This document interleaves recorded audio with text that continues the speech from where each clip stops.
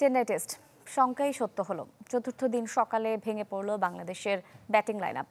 ভারতের কাছে হার মানল 280 রানের বড় ব্যবধানে।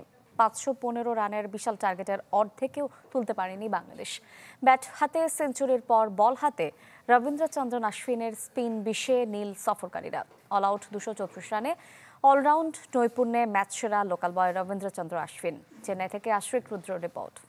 250-টিরও বেশি ডিজাইন অপশন নিয়ে ওয়ালটন স্মার্ট ফ্রিজ, বোঝে আপনার প্রয়োজন। চতুর্থ দিন সকালেই সব শেষ, এক সেশনও টিকতে পারল না বাংলাদেশ। রাওয়ালপিন্ডিতে পাকিস্তানকে হোয়াইট ওয়াশ করে প্রত্যাশার যে গল্প লিখেছিল তা মুছে যেতে সময় লাগেনি। টিম ইন্ডিয়া চোখে আঙুল দিয়ে দেখিয়ে দিল বনেদি ফরম্যাটে এখনও ঢের পিছিয়ে টিম টাইগার। চেন্নাইয়ে এদিনও সূর্য হাসেনি। মেঘাচ্ছন্ন কন্ডিশনের ফায়দা নেবার চেষ্টা ভারতীয় পেসারদের। বুমরাহ সিরাজদের গতি আর সুইং সামলাতে ভালোই হিমশিম খেতে হয় শান্ত সাকিবকে। প্রথম ঘন্টা কোনো রকমে পার করেন এই দুই ব্যাটার। যে আঙুল নিয়ে সাকিব ভুগছেন সেখানেই মোহাম্মদ সিরাজের বলে আঘাত হানে। মাঠেই চিকিৎসা নিয়ে আবারও ব্যাট হাতে তৈরি টাইগার অলরাউন্ডার। একবার জীবনও পান।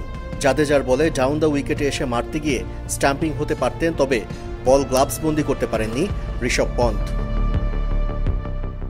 এত কিছুর পরও বেশি দূর যেতে পারেননি সাকিব।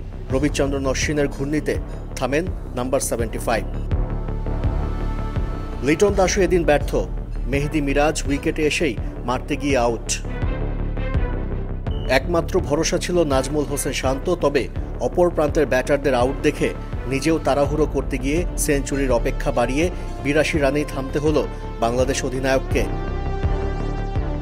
40 রানে শেষ 6 উইকেট হারিয়ে দুঃসহ পরাজয় বরণ টাইগারদের। আর ঘরের মাঠে টেস্টটা স্মরণীয় হয়ে রইল অশ্বিনের। একই টেস্টে সেঞ্চুরি আর 5 উইকেটের কীর্তি গড়ে 37তম বার পেলেন 5 বা তার বেশি উইকেটের দেখা। আন্তর্জাতিক ক্রিকেটেও পূর্ণ হল 750 উইকেট। ভারতের মাটিতে ভারতকে টেস্টে হারানোর স্বপ্ন অধরাই রইল। বোলারদের লড়াকু মানসিকতার বিপরীতে ব্যাটারদের পারফরমেন্সে হতাশ বাংলাদেশ। চেন্নাইয়ের ব্যর্থতা ঝেড়ে কানপুরে কি পারবে সাফল্যের গল্প লিখতে? আশ্রিক রুদ্র, চ্যানেল 24, চেন্নাই, ভারত।